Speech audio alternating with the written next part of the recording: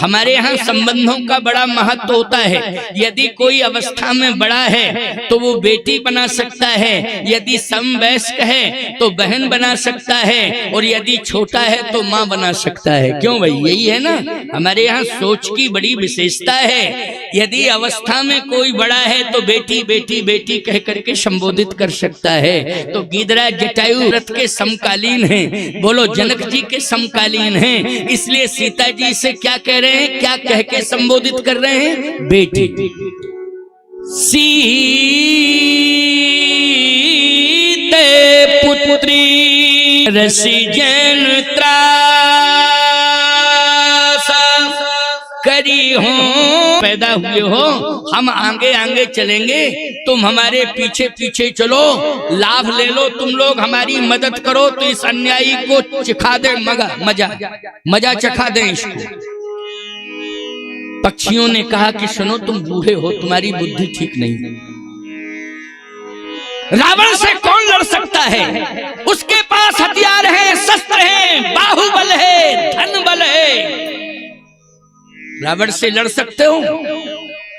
तुम्हारी बुद्धि खराब हो गई है, ज्यादा उम्र हो गई है, इसलिए तुम्हारी बुद्धि काम नहीं कर रही है। हमारी बात मानो। पक्षियों ने कहा, जो और पक्षी थे, कि हमारी बात मानो, चुपचाप बैठ जाओ। जटायु ने कहा बैठूंगा तो नहीं, अगर मदद करो साथ चलो तो अच्छी बात है, लेकिन मैं बैठने वाला नहीं हूं। गीधराज जटायु जैसे ही आगे बढ़े तो पक्षियों ने पीछे से पैर पकड़ लिए और खींचना शुरू किया। बोले नहीं मानता है तो इसको रोको। जटायु जी रोने लगे, तुम पक्षी हो, पक्षी होकर के हमारी टांग खींच रहे हो, तुमसे अच्छे तो विपक्षी हैं जो कम से कम सामने तो है।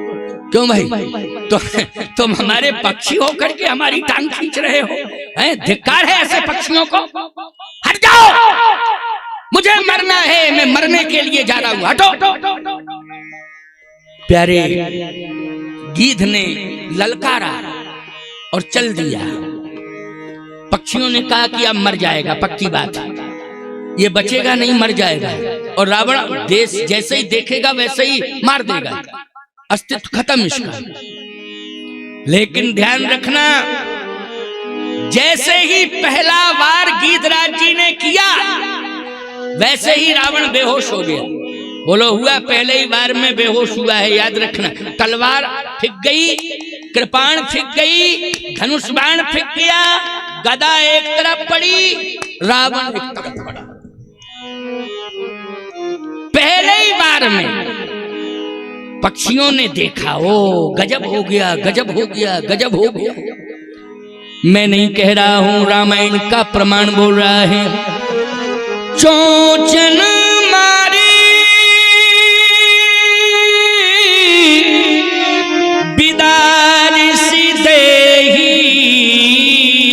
दंड भई मूर्छा ते ही, चौचन मार बिदार से देही दंड एक भई मूर्छा ते ही। इतनी चोंचे मारी, शरीर में घाव ही घाव कर दिए, खून ही खून निकल रहा, धार निकल पड़ी खून की, और बेहोश होकर के गिर पड़ा। जितने पक्षी उड़ रहे थे वो कहने लगे गजब हो गया, गजब हो गया, गजब हो गया, चलो जटायु जी के पास, चलो जटायु जी के पास। अब सब पहुंच गए पक्षी जात बिरादरी, गीध जात के पक्षी, और कहने लगे वाह धन्य है जटायु जी, गजब कर दिया तुमने, हमारी जात बिरादरी की आन मान शान को बढ़ा दिया है। जटायु तुम संघर्ष करो, हम तुम्हारे साथ। बड़े मौका परस्त लोग हो, क्यों?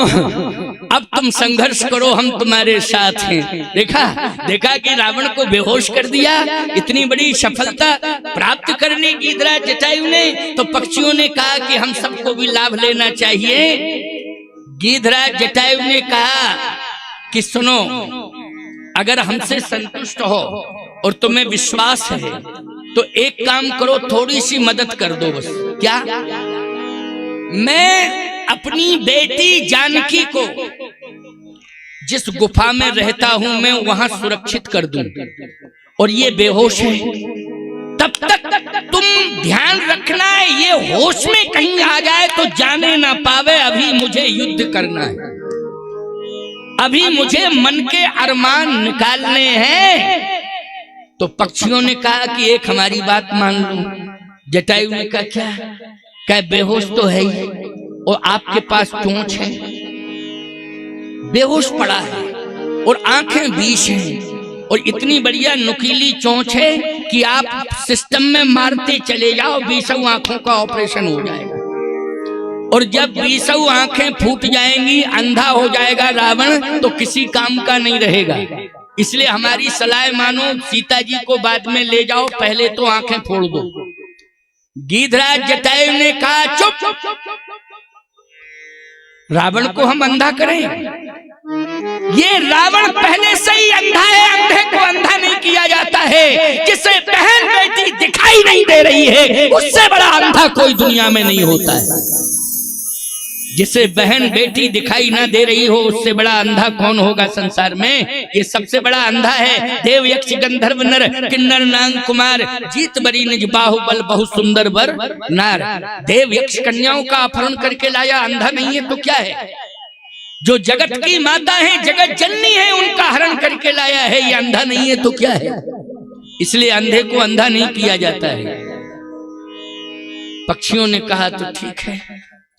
जैसे ही सीता जी को प्रणाम किया और ले जाने लगा, कहता है बेटी मेरे पास टूटी फूटी गुफा है, लेकिन मैं सुरक्षित करने जा रहा हूं, और जब तक मैं जिंदा हूं तब तक कोई स्पर्श भी नहीं कर सकता, देख नहीं सकता। स्पर्श की तो बात छोड़ो, स्पर्श की बात छोड़ो, तुम्हारी और कोई गलत निगाह से देख नहीं सकता है। यदि देखेगा तो जो रावण को परिणाम भुगतना पड़ रहा है, वही उसे भी परिणाम भुगतना पड़ेगा। सीता जी ने कहा कि मुझे पूरा विश्वास है। और गीधराज जी सीता जी को गुफा के अंदर ले गए और सीता जी को गुफा में स्थान दे दिया और फिर लौट करके आए। रावण होश में आ गया और जैसे ही होश में आया तो उसने कृपाण को सबसे पहले उठाया, और जैसे ही कृपाण को उठाया तो जितने पक्षी मंडरा रहे थे सब भाग गए, सब भाग गए।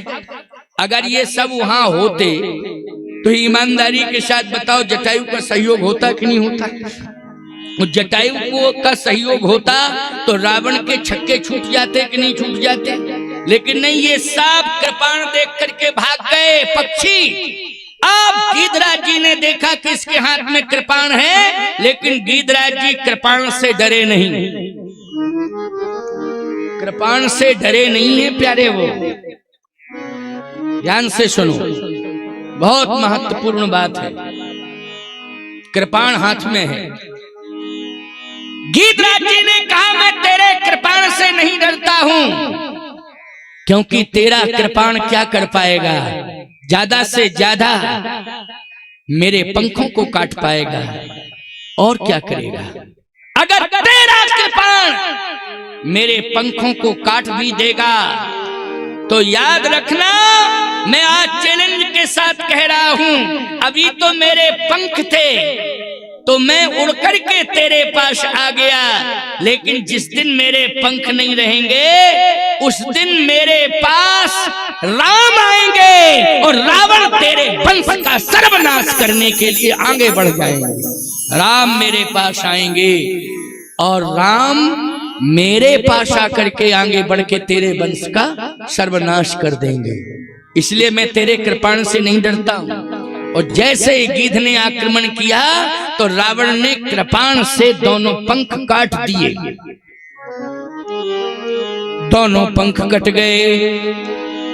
कालिसी परम कराल कृपाण,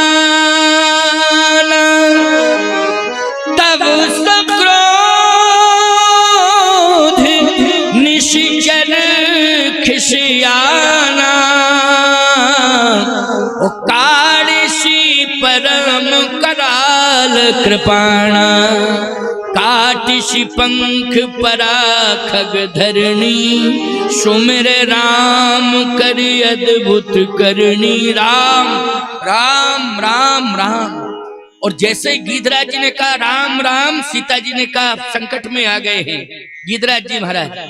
तो सीता जी निकल पड़ी गुफा से। क्या हो गया, क्या हो गया, इस दुष्ट ने कहीं वार तो नहीं कर दिया? बस सीता जी की आवाज को सुना रावण ने तो फिर रथ में बिठाया। बोलो बिठाया कि नहीं? और गीधराज जी के दोनों पंख कटे पड़े हैं, राम राम राम राम कह करके धरणी पर पड़े हुए हैं। उधर सीता जी जा रही हैं, गिर पर बैठे कपन निहारी। वहां पर्वत पर कपी कपी बैठे हैं, बंदरई बंदर। सुग्रीव जी नेतृत्व कर रहे हैं, हनुमान जी महाराज भी उस वानर के समूह में हैं, बंदरों के समूह में हनुमान जी महाराज भी हैं।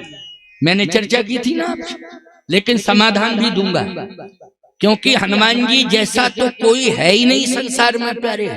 कोई मैं प्रशंसा वैसी नहीं कर रहा हूं, प्रमाण दे करके कर रहा हूं। लेकिन हनुमान जी ने यहाँ पर किसी भी प्रकार की प्रतिक्रिया क्यों नहीं की? रावण को सबक सिखाने में सक्षम है, बोलो है कि नहीं? उन्हें जरूरत नहीं है किसी के सहयोग की, अकेले ही पर्याप्त हैं। लेकिन यहाँ सीता जी के करुण क्रंदन को सुन करके हनुमान जी महाराज ने क्यों नहीं रावण को ललकारा? अब सुनते जाओ, यही प्रसंग मैं सुनाने जा रहा हूं। इधर भगवान श्री राम सीता जी की खोज करते करते जटायु जी के पास पहुंच गए। जटायु जी राम राम राम राम।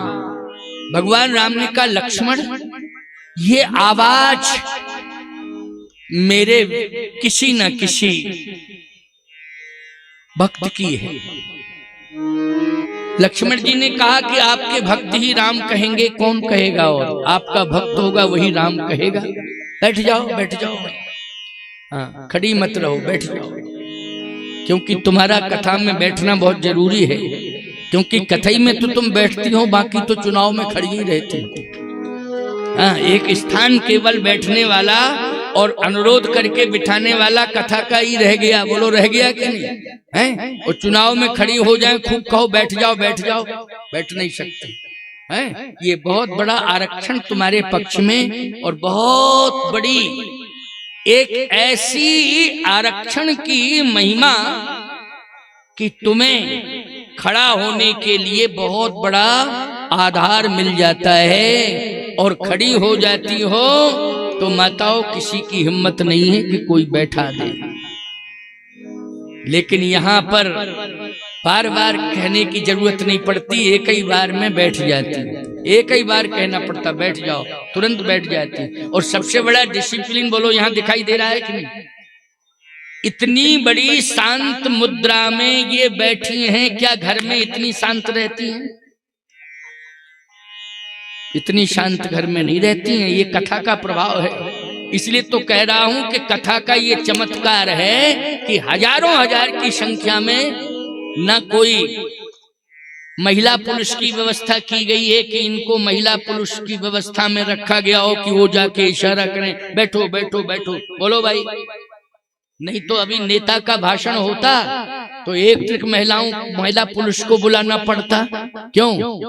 पुरुष वाले भी होते, पुलिस वाले होते, पुरुषों की संख्या भी बहुत हो जाती, चारों तरफ से परिसर घेर लिया जाता और कहा जाता बैठो बैठो, हल्ला मत करो, शोर मत करो। लेकिन यहाँ देख रहे हो आप, कोई न महिला पुरुष है, न पुलिस प्रशासन का कोई यहाँ दिखाई दे रहा है। आवश्यकता भी नहीं है, आवश्यकता भी नहीं है। और अपने आप इतना बड़ा डिसिप्लिन बना है, अनुशासन बना है भैया, कि आज कहीं से कोई हल्ला ही सुनाई नहीं दे रहा है। यह है कथा का प्रभाव। अनुशासन अपने आप बन गया, हृदय परिवर्तन हो गया। बड़ी कृपा है भगवान की। आइए सुनिए, भगवान राम ने कहा कि कोई भक्त है तभी तो मेरा नाम ले रहा है। कहाँ भक्त तो है, आवाज तो आपके भक्त की लग रही। राम राम कहने वाला कौन होगा आपका भक्त? पता लगाओ। लक्ष्मण जी थोड़ा आगे बढ़े, कहे एक पक्षी है और रक्त रंजित है और उसकी श्वासा से राम राम राम राम निकल रहा है। भगवान ने कहा पक्षी? भगवान जैसे पास में गए तो गीधराज जी पड़े थे। भगवान ने अपने हाथों से गीधराज जी को उठाया और अपनी गोद में लिटाया। गीध को गोद में राख दया निधि, नैन सरोजन में भरवारी,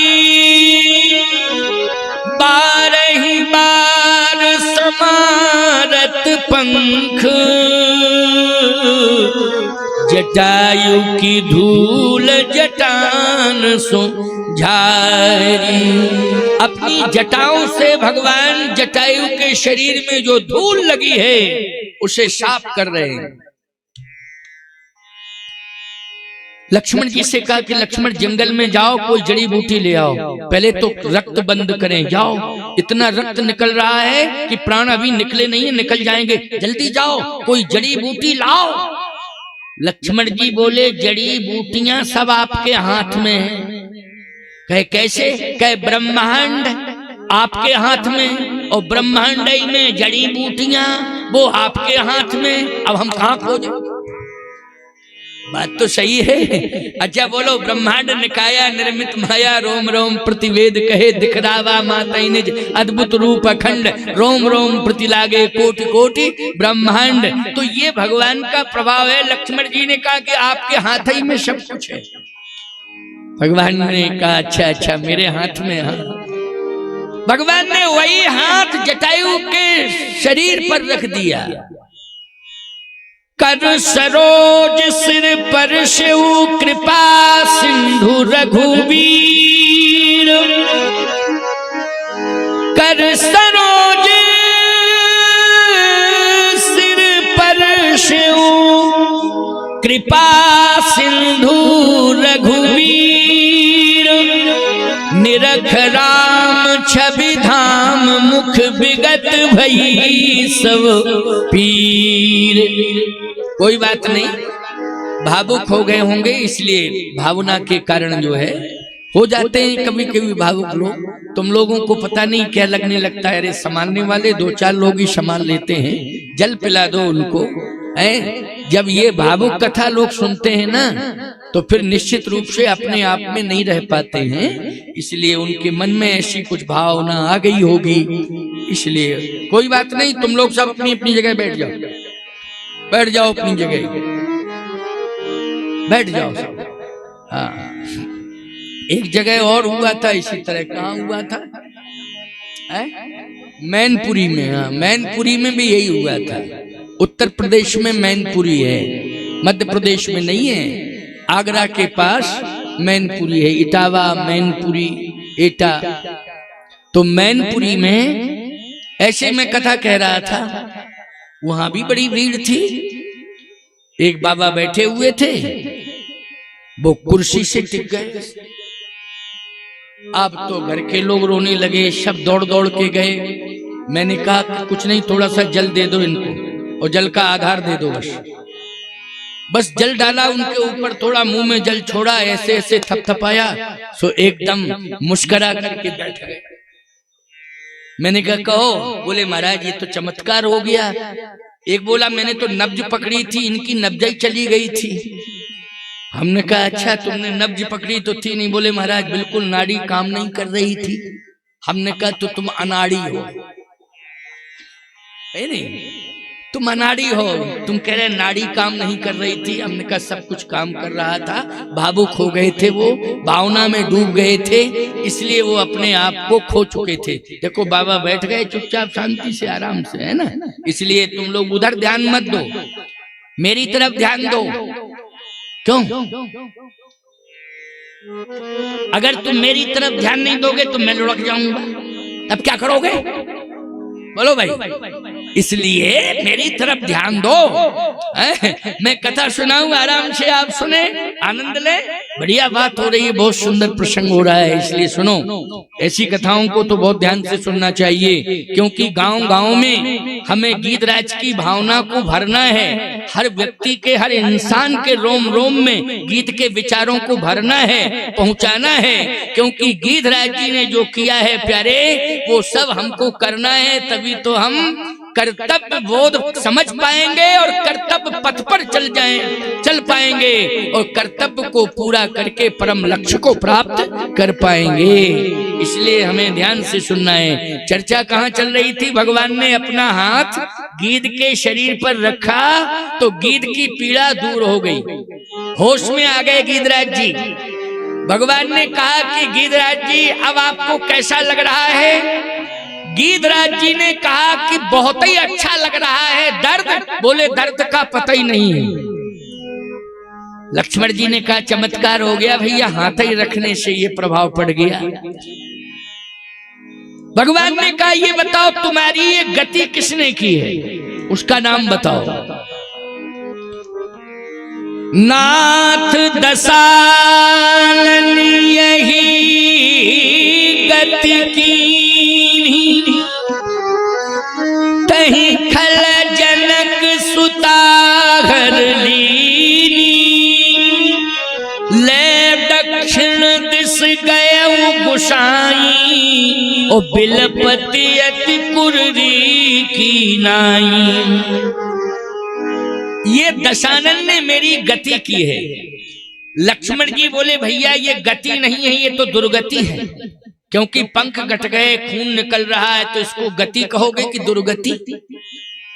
भगवान राम ने कहा कि अब गीधराज जी स्वयं कह रहे हैं नाथ दशानन यह गति की नहीं।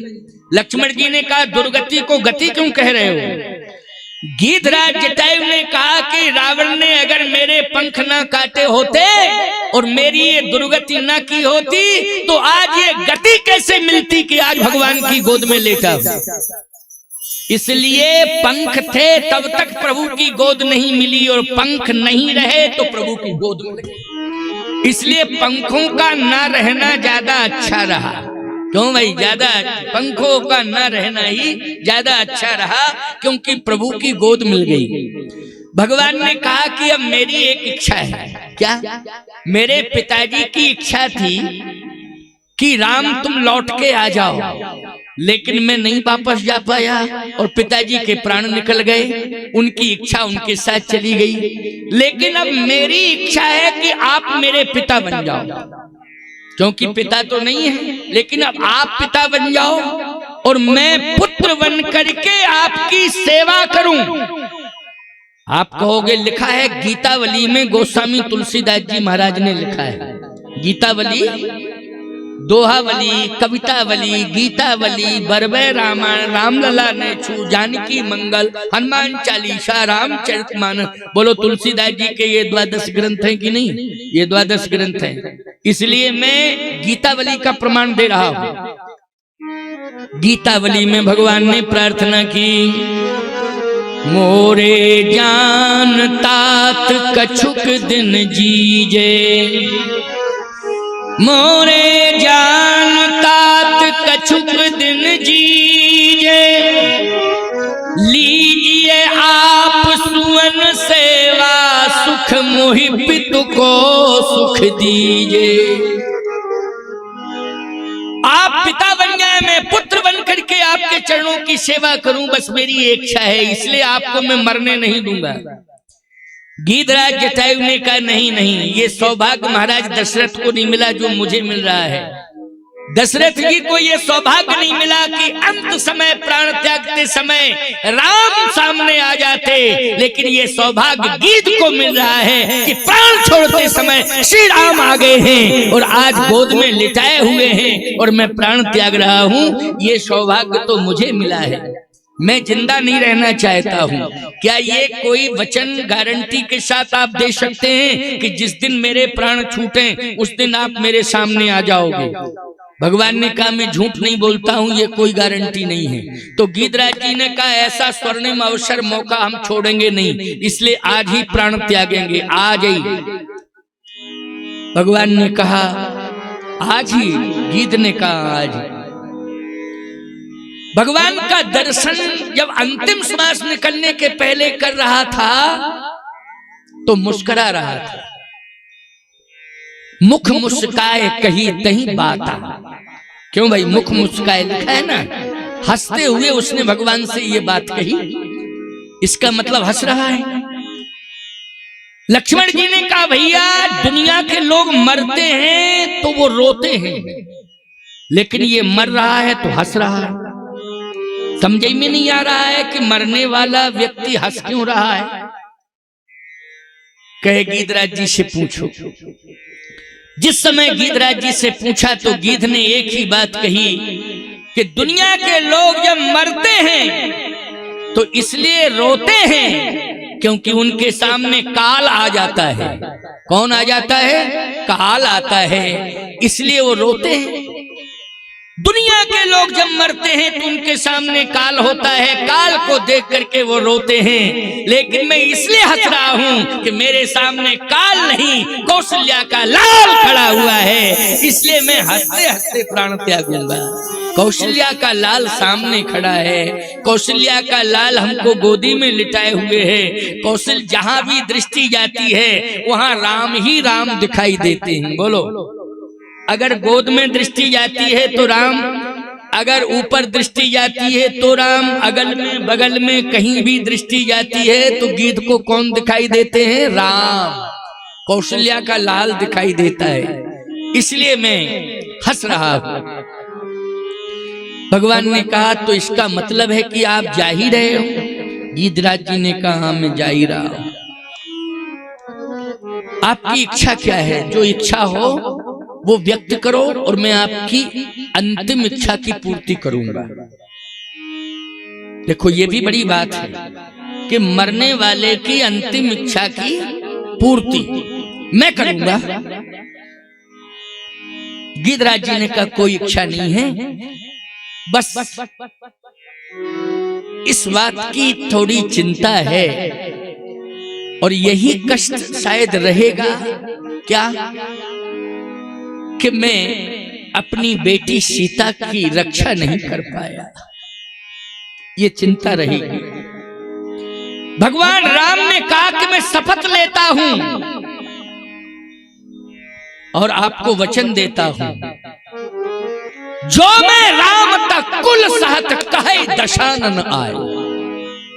रावण का खानदान, संपूर्ण खानदान को नष्ट कर दूंगा, कोई दीपक जलाने वाला नहीं रहेगा उस वंश में। और रावण रो रो करके सुनाएगा ये गाथा कि मैंने भारतीय संस्कृति का अपमान किया था, इसलिए भारत के नौजवानों ने अपने बाणों से मेरा कलेजा छेद दिया है और मुझे यहाँ भेज दिया है, मेरा वंश नाश कर दिया है, आज इस दुर्गति पर पहुंचा दिया है। भारत के नौजवानों ने हमारी दुर्दशा बिगाड़ दी, दुर्दशा कर दी है। प्यारे, राम के चरित्र से शिक्षा लो कि जो भारतीय संस्कृति पर आंख उठाएगा, हमारा देश का नौजवान सिंह बन करके उसकी आंख को निकाल लेगा, सिंह बन करके उसकी आंख को निकाल लेगा जो हमारी भारतीय संस्कृति पर आंख उठाएगा। इसलिए हमेशा हमारे देश की नारी को सिंह के ऊपर बिठाया गया। बोलो, दुर्गा जी को किस पर बिठाया गया? जल्दी बोलो। सिंह के ऊपर बिठाया गया है। बोलो, बिठाया कि नहीं? और पूरे विश्व में किसी देश की नारी या किसी देश की देवी को बताओ कि सिंह पर बैठी हो, लेकिन भारत में बैठी है कि नहीं? और अगर कोई भारतीय रहता हो किसी देश में, अगर आस्थावान उसने मंदिर बनवाया होगा तो निश्चित रूप से मूर्ति यहीं से गई होगी, और मूर्ति नहीं गई होगी तो बनाने वाला कलाकार भी यहीं से गया होगा। बोलो, गया होगा कि नहीं? हमारा शास्त्र गया होगा, हमारे शास्त्र का प्रमाण गया होगा, और उस प्रमाण के अनुसार प्राण प्रतिष्ठा हुई होगी। बोलो, हुई होगी कि नहीं? लेकिन भारतीय संस्कृति ही यहाँ से जाकर के मंदिर में अगर दुर्गा बन करके सिंह के ऊपर सवार हुई होगी देवी, तो वो भारतीय संस्कृति का ही प्रतीक माना जाएगा। सिंह के ऊपर बिठाया गया है, ये साधारण संस्कृति नहीं है। भारत माता किसके ऊपर बैठी है? बोलो, जिनके हाथ में तिरंगा झंडा है वो भारत माता किस पर बैठी हैं? जल्दी बोलो। सिंह के ऊपर बैठी हैं। बोलो, बैठी हैं कि नहीं? चित्र देखते हो, दर्शन करते हो ना, सिंह के ऊपर बैठी हुई है। इसलिए और किसी देश की ये विशेषता नहीं है, केवल भारत माता की विशेषता है। इसलिए भारत की ओर कोई निगाह न उठावे, ना आंख निकाल के देखे, यदि भारत की और किसी देश के लोग या कोई देश आंख निकाल करके देखेगा तो भारत माता का सिंह उसकी आंख को निकाल लेगा, उसकी आंख को ही छीन लेगा। याद रखें, भारत भारत है। भारतीय संस्कृति की कितनी बड़ी महिमा है। आज गिद्धराज जटायु ने कहा, प्रभु आपके ये शब्द सुन करके दुख दूर हो गया। भगवान ने कहा तो अब मांग लो। गिद्ध ने कहा कोई इच्छा ही नहीं है। भगवान ने कहा नहीं, कुछ मांग लो। गिद्ध ने कहा तो मांगूंगा तो दोगे? भगवान ने कहा दूंगा। गिद्ध ने कहा भक्ति दे दो। भगवान ने कहा भक्ति कई प्रकार की है, कौन सी भक्ति दूं? गिद्ध ने कहा कि अभी आप एक भक्त को विमल भक्ति दे आए हो, अब अविरल भक्ति मुझे दे दो। कौन सी भक्ति? अविरल भक्ति। भगवान ने आंख बंद कर ली। लक्ष्मण जी बोले भैया ये अविरल भक्ति, इसको सुनकर के आप स्तब्ध हो गए। इसका मतलब ये अविरल भक्ति कोई स्पेशल भक्ति है? क्योंकि आपने तुरंत ये क्यों नहीं कहा ये मस्त? आंख बंद करने का मतलब है कि आप विचार करने लगे। तो अविरल भक्ति देने में आप विचार क्यों कर रहे हैं? पहले तो आप मुझे ही अर्थ बताओ, अविरल भक्ति का अर्थ क्या है? भगवान ने कहा लक्ष्मण, अविरल भक्ति का अर्थ है कि जीव ब्रह्म से वो ब्रह्म जीव से, जीव ब्रह्म से और ब्रह्म जीव से एक पल एक क्षण के लिए भी विलग न हो, निरंतरता बनी रहे। क्या बनी रहे? निरंतरता बनी रहे। समझ लेना ये बहुत बड़ी भक्ति है जो गिद्धराज जी को भगवान ने दी है। ये बहुत बड़ी भक्ति है कि गिद्ध भगवान से एक पल एक क्षण भी अलग नहीं रहना चाहता है। सोचो जरा, पक्षियों में ये भावना है। इंसान होकर के भगवान से दूरियां बनाते जा रहे हो, उन लोगों को मैं धिक्कार रहा हूं जो भगवान से दूरियां बना रहे हैं। उन लोगों को मैं धिक्कार रहा हूं जो पुराणों से ग्रंथों से दूरियां बना रहे हैं। उन लोगों को मैं धिक्कार रहा हूं जो लोग देवी देवताओं की निंदा कर रहे हैं, जो लोग ग्रंथों की निंदा कर रहे हैं। ऐसे लोगों को मैं धिक्कारता हूं। इस मंच से कान खोल करके सुन ले, मेरी आवाज सोशल मीडिया के माध्यम से उन तक पहुंच रही होगी। मेरी आवाज व्यर्थ नहीं जाएगी, क्योंकि ये सोशल मीडिया लाखों तक नहीं करोड़ों लोगों तक संदेश पहुंचा देती है। और केवल देश तक नहीं, पूरी दुनिया तक संदेश पहुंचाती है सोशल मीडिया। ये यूट्यूब चैनल के माध्यम से जो प्रसारण हो रहा है, मेरी बात को सुन लें कि आज इस पक्षी ने क्या मांगा है, क्या मांगा है, इससे शिक्षा लो। अविरल भक्ति मतलब मैं कभी किसी भी क्षण आपसे अलग न रहूं। भगवान ने कहा कि बहुत बड़ी बात है। गिद्ध ने कहा अगर संभव हो तो दे दो, नहीं तो फिर ठीक है मैं जा तो रहा हूं। भगवान ने एव मस्तु कहा। लक्ष्मण जी ने कहा एव मस्तु तो आपने कह दिया, क्या लंका ले चलोगे इनको अपने साथ में? और इसके बाद फिर अयोध्या ले चलोगे, और फिर सातनेर में यज्ञ होगा, आपका आवाहन होगा, तो गिद्ध को साथ में लेके ले चलो। तो यूं गिद्ध सातनेर में आएगा, और जहां जहां यज्ञ होंगे वहां भी गिद्ध, क्योंकि आप वचन दे रहे एव मस्तु कह रहे हो, इसका मतलब है कि गिद्ध को आप अपने साथ ही रखोगे। भगवान ने कहा एव मस्तु। लक्ष्मण जी ने कहा निर्वाह कैसे होगा? क्या आप अपने साथ ले चलोगे गिद्धराज जी को? भगवान ने कहा इतना अच्छा कर्म किया है गिद्धराज जी ने कि आज मैं अविरल भक्ति के प्रभाव से इनको सत्यनारायण का स्वरूप प्रदान कर रहा हूं। अब आज के बाद ये सत्यनारायण के रूप में पूजे जाएंगे। इसलिए गिद्ध देह तज धर हरि रूपा। हरि मानी विष्णु, विष्णु मानी नारायण, नारायण मानी सत्य नारायण, क्योंकि जो सत्य और धर्म पर चलता है भगवान उसे सत्य नारायण बना देते हैं प्यारे, अपने समान बना देते हैं। इसलिए गीध को अपना धाम भी दे दिया और गीध को अपना रूप भी दे दिया। गीध देह तज धर हरि रूपा, और गया कहाँ है? तन तज तात जाहु मम धामा, देहु काहे तुम पूर्ण कामा। मम धामा मानी बैकुंठ भेज दिया। अब बोलो भाई, जहां जहां भगवान रहेंगे वहीं वहीं भगवान का स्वरूप ले चुका है, नारायण ही बन गया है। इसलिए वो कभी भगवान से अलग ही नहीं हो सकता है, और आवागमन के बंधन से गीधराज जी मुक्त हो गए। बोलो हो गए कि